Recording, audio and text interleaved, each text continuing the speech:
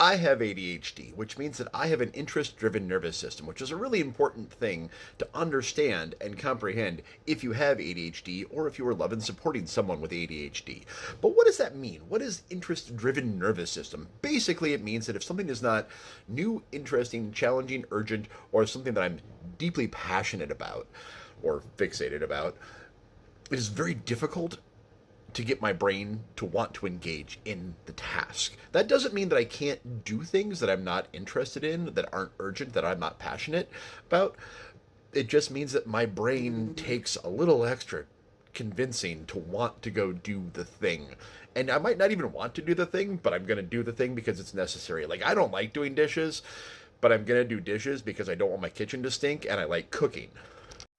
So I have to give myself kind of an internal pep talk that might border on abuse internally in order to get myself to do a thing that I don't particularly enjoy doing. Now, the things that I do enjoy doing, yes, I'm going to have a lot more ease of action to do those things. That doesn't mean that, unfortunately, even if it's something that I'm passionate about or something I'm excited about, sometimes my ADHD brain just goes, no, we're yeah, we're gonna actually stare at this wall for the next 45 minutes and sit in existential dread and panic and anxiety about everything and the fact that we can't do anything and that we're going to fail at life. And then eventually, there's enough terror and panic and anger and rage in my head that it lets me do whatever it is that I want to do. It's a great system. It's totally healthy. And that's one of the big conundrums about ADHD. People are like, "But you like doing this." You're like, "I love doing that, but right now my brain says no. I can't do this right now.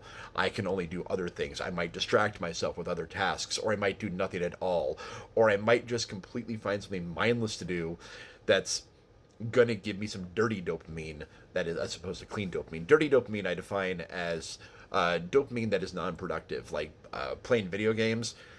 Yeah, you get a dopamine pop, but you're not actually getting anything done. Watching TV, dirty dopamine.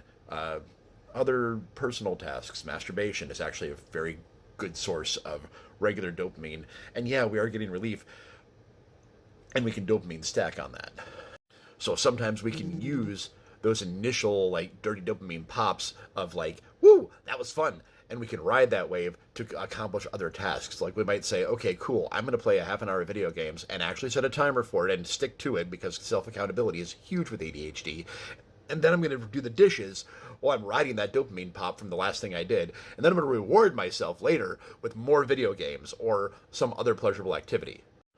So in that way, dirty dopamine becomes clean dopamine because it becomes rocket fuel for me to do the things that I need to rocket through.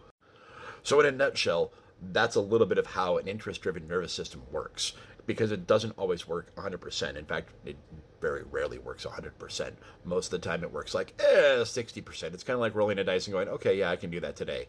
And other days, you can hyperfixate on one thing and nothing else, especially if it's something you're interested in. Sometimes it's very hard to let yourself do the things you have to do as opposed to the things you want to do because you're so fixated on the things you want to do that you can't let your brain do the things you have to do. And in those cases, it's actually good to let yourself do some of the thing you really desire to do so that you can ride that wave and do the things that you don't care to do. That was a very long rant. I apologize for the very long rant. I tried to talk as fast as I could today.